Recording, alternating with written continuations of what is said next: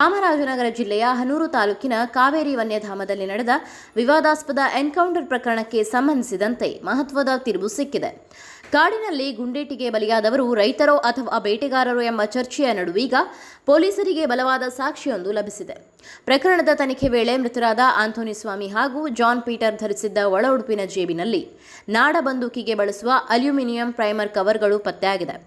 Gun powder ಸಿಡಿಸಲು ಬಳಸುವ ಈ ವಸ್ತುಗಳು ವನ್ಯಜೀವಿ ಬೇಟೆಯ ಉದ್ದೇಶವನ್ನು ಸ್ಪಷ್ಟಪಡಿಸುತ್ತಿದ್ದು, ಮೃತರ ನಾಡ ಬಂದೂಕಿನೊಂದಿಗೆ ಕಾಡಿಗೆ ಪ್ರವೇಶಿಸಿದ್ದರು ಎಂದು ಅರಣ್ಯಾಧಿಕಾರಿಗಳ ವಾದಕ್ಕೆ ಇದು ಮತ್ತಷ್ಟು ಪುಷ್ಟಿ ನೀಡಿದೆ.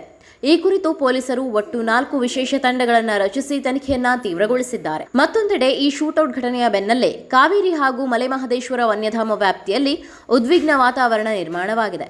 ಆಕ್ರೋಶಗೊಂಡ ಕಿಡಿಗೇಡಿಗಳು ಅರಣ್ಯ ಇಲಾಖೆಯ ಕಳ್ಳಬೇಟೆ ತಡೆ ಶಿಬಿರಗಳ ಮೇಲೆ ದಾಳಿ ನಡೆಸಿ ಜಿಲೆಟಿನ್ ಕಡ್ಡಿ ಬಳಸಿ ಸ್ಫೋಟಿಸಿರುವ ಗಂಭೀರ ಘಟನೆಯೂ ಬೆಳಕಿಗೆ ಬಂದಿದೆ.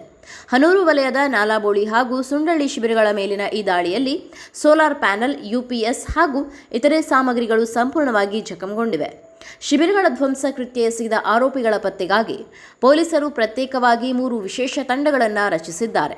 ಅಲ್ಲದೆ ಮೃತರ ಪತ್ನಿ ನೀಡಿರುವ ದೂರು ಹಾಗೂ ಪ್ರತ್ಯಕ್ಷದರ್ಶಿ ಮಹಿಮಾದಾಸ್ ಅವರ ಹೇಳಿಕೆಯ ಆಧಾರದ ಮೇರೆಗೆ ಪೊಲೀಸರು ಇಂಚಿಂಚು ಮಾಹಿತಿ ಕಲೆ ಹಾಕುತ್ತಿದ್ದಾರೆ. ಯಾವುದೇ ಅಹಿತಕರ ಘಟನೆ ನಡೆಯದಂತೆ ಕಾಡಂಚಿನ ಗ್ರಾಮಗಳಲ್ಲಿ ಹೆಚ್ಚುವರಿ ಪೊಲೀಸ್ ಬಂದೋಬಸ್ತ್ ಕಲ್ಪಿಸಲಾಗಿದೆ.